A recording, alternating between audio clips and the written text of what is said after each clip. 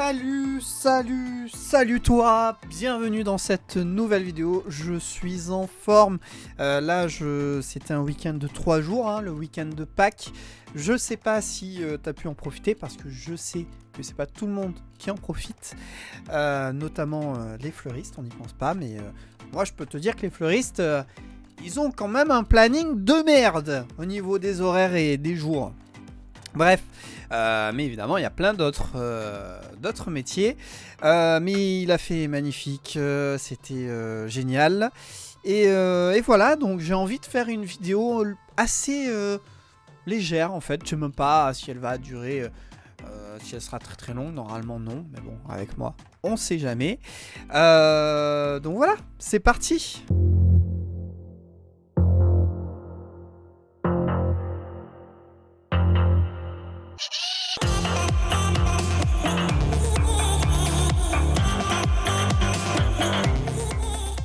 Bon alors ça fait un petit moment maintenant que je vois sur les réseaux cette question de la différence entre un beatmaker et un compositeur, ou même qu'un beatmaker n'est pas un compositeur.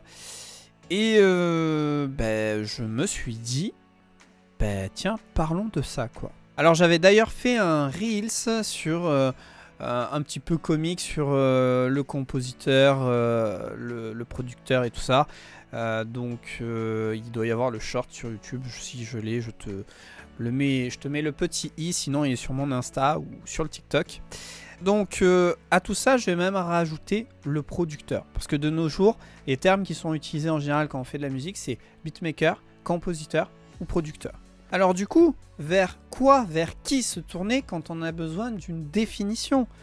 Il fut un temps fort loin maintenant, on allait voir les dicos. Mais maintenant, ils ont bien disparu. Donc maintenant, on va voir notre ami Google. Alors, commençons par le beatmaker, qui dit qu'un beatmaker ou concepteur rythmique, c'est moche hein, en français, est un compositeur de morceaux instrumentaux pour rap, hip-hop ou R&B contemporain. Musique urbaine en soi. On voit quoi là déjà? On voit le mot compositeur. Donc déjà, ça répond finalement à notre question de la différence entre un beatmaker ou un compositeur. Finalement, c'est la même chose. Ça dit aussi qu'un beatmaker est un faiseur de son qui compose des rythmes, des beats dans le domaine du hip-hop. À l'origine, la plupart des groupes de rap disposent de leur propre beatmaker, mais ils produisent des sons pour d'autres ou pour leur groupe, et le plus souvent, ceux-ci ne sont ni cités ni crédités. Alors je suis tout à fait d'accord avec cette définition qui vient de Wikipédia. Un beatmaker, la seule différence avec un compositeur ou un producteur, c'est que il est attribué à l'univers du hip-hop, du rap. Voilà.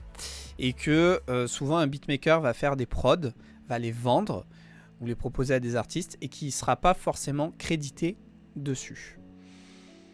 Mais un beatmaker peut faire autre chose que du rap. Un beatmaker peut, s'il veut, faire de la musique électronique demain. Rien ne l'empêche. C'est plus une étiquette en fait. Si tu te sens plus dans le move du hip-hop, du rap, et que tu veux vraiment rester dans ce domaine-là, oui, je dirais que beatmaker, c'est... pourquoi pas, c'est ce qui te conviendrait le mieux, peut-être. Mais tu pourrais faire que de la musique rap et te considérer, enfin vouloir être appelé compositeur, par exemple.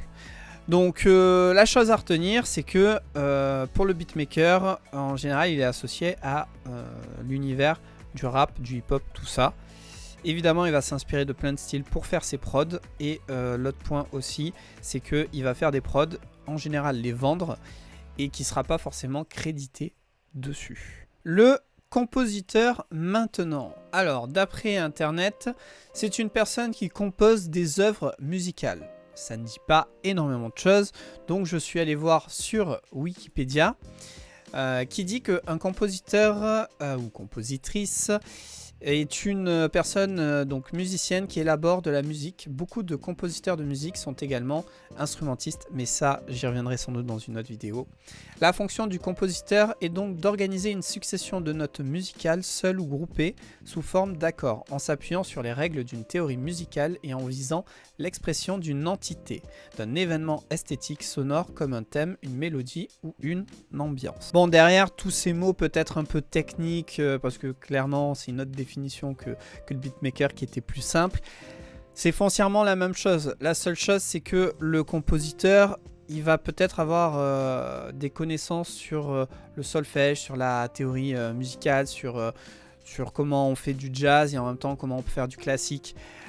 Des connaissances que peut-être un beatmaker n'aura pas.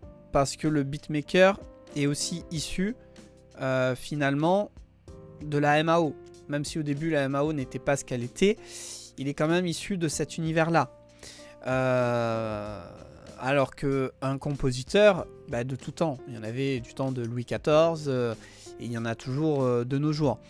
Un compositeur pour moi va être beaucoup plus large et va vraiment pouvoir toucher à tous les thèmes. Et quand je dis pouvoir, c'est s'il a envie aussi tout simplement. Parce qu'il y a des beatmakers qui pourraient le faire aussi. On a bien des instrus rap avec une mélodie de piano super bien jouée. Qui pourrait être digne d'un compositeur et pourtant c'est un beatmaker qui l'a fait. La différence aussi, et ça je l'ai vu dans les commentaires, c'est ouais, le beatmaker utilise que des samples, le compositeur lui il crée tout. Non. Le compositeur peut utiliser des samples aussi. De nos jours, surtout de nos jours, ça se fait beaucoup. Et le beatmaker n'utilise pas que des samples pour créer ses instrus. Certains utilisent que des samples, c'est une manière de prod, ça aussi ça amènera sans doute à une autre vidéo. Mais d'autres créent tout d'eux-mêmes, avec des claviers ou avec des instruments traditionnels comme une guitare ou autre, mais on n'est pas obligé d'utiliser du sampling en fait. Donc un compositeur, c'est quelqu'un qui va avoir peut-être plus de connaissances dans la création musicale et qui va aussi, comme l'a dit la définition, créer des thèmes, alors qu'un beatmaker va sans doute, en général, va s'arrêter sur de la création d'instrus. Alors qu'un compositeur peut créer des thèmes pour des films, des pubs ou pour de la musique, par exemple. Encore une fois, je ne dis pas qu'un beatmaker ne peut pas le faire. Mais la différence, voilà, ça serait peut-être plus lié à la connaissance et au fait que le compositeur était déjà présent bien avant le beatmaker et que il utilisera sans doute un panel de connaissances plus varié, plus large qu'un beatmaker. Venons-en au dernier que j'ai ajouté, le producteur. C'est aussi un terme très utilisé quand on fait de la musique. Producteur qui vient directement du mot donc de la production, donc production musicale. La définition que j'ai trouvée sur le wiki, c'est le producteur musical est la personne physique ou morale, donc s'il a une entreprise, qui finance l'enregistrement d'une musique et se rémunère par son exploitation. Et là, je suis d'accord, mais il manque de nos jours un producteur, c'est pas forcément que ça. Un producteur, c'est quelqu'un qui va aussi produire sa propre musique, qui va la sortir lui-même sans passer par des labels, etc., etc. C'est pas juste le gars qui va produire des artistes, produire leurs projets et se rémunérer dessus. C'est aussi quelqu'un qui va produire de la musique. Moi, je me considère comme un producteur de musique. J'ai plusieurs casquettes. Ingé son, producteur de musique, compositeur par exemple. Mais je trouve que celle qui me va le mieux, c'est producteur. Puisque le producteur, en fait, c'est celui qui touche à tout. C'est, comme je viens de le dire, celui qui va gérer des artistes, créer leurs projets, gérer leurs projets, vendre le projet, qui peut composer, etc., etc. Donc, si toi qui fais de la musique, tu utilises ce terme-là et qu'on te dit non, c'est pas ça, ou voilà, si. Pour moi, ça en fait totalement partie de nos jours. Et notamment grâce à la MAO, puisque n'importe qui peut faire de la musique. Il suffit que tu aies un ordinateur, même si tu n'as pas de clavier ni rien, un ordinateur et Ableton ou un autre logiciel de prod et voilà. Après, ça veut pas dire que ce que tu feras va faire kiffer les gens, mais tu vas produire de la musique, tu vas composer de la musique. Ça revient au même, c'est les mêmes termes. Et j'ai essayé de réfléchir pour en faire un avec beatmaking, mais c'est en anglais, mais en français, c'est tu vas produire des beats, produire des sons. Voilà. Donc tout ça pour dire que c'est des débats que je vois et que je ne prends pas part parce que je sais qu'ils sont stériles. Hein. J'aime bien juste voir les commentaires en général. C'est la même chose. Tu veux dire que tu veux te considérer comme un beatmaker, sois un beatmaker. Tu veux te considérer comme un compositeur, bah fais-le. Et si c'est pour dire que tu es producteur, c'est tout aussi bien. Il y a aucune différence. Donc voilà, à toi de me dire comment tu te considères et pourquoi d'ailleurs. Bon bah voilà, c'est déjà la fin de cette vidéo. Hein. C'était voilà une vidéo, je voulais vraiment un truc léger. Et puis répondre quand même à quelque chose parce que je le vois souvent sur les réseaux. Donc sans doute que c'est des questions que beaucoup de personnes se posent. Donc en fait c'est une question mais qui n'a pas de réponse. J'aime bien un peu ces débats un peu comme ça parce que tout le monde a raison finalement. Mais si tout le monde a raison, ça veut dire que tout le monde a aussi un peu tort. C'est le paradoxe. Voilà, tu te considères comme tu veux te considérer. Il n'y a absolument aucun souci sur ça. Moi, je me considère producteur. C'est beaucoup plus simple avec toutes les activités que je gère de toute façon. Mais je trouve que c'est ce qui me va le mieux. Donc j'espère que cette vidéo t'aura plu. Et puis bah voilà, dis-moi tout dans les commentaires. Hein. Moi j'adore lire tout ça et y répondre. Et puis bah, on se dit à la prochaine pour une vidéo. En attendant, bah, y a les réseaux, tu connais le truc.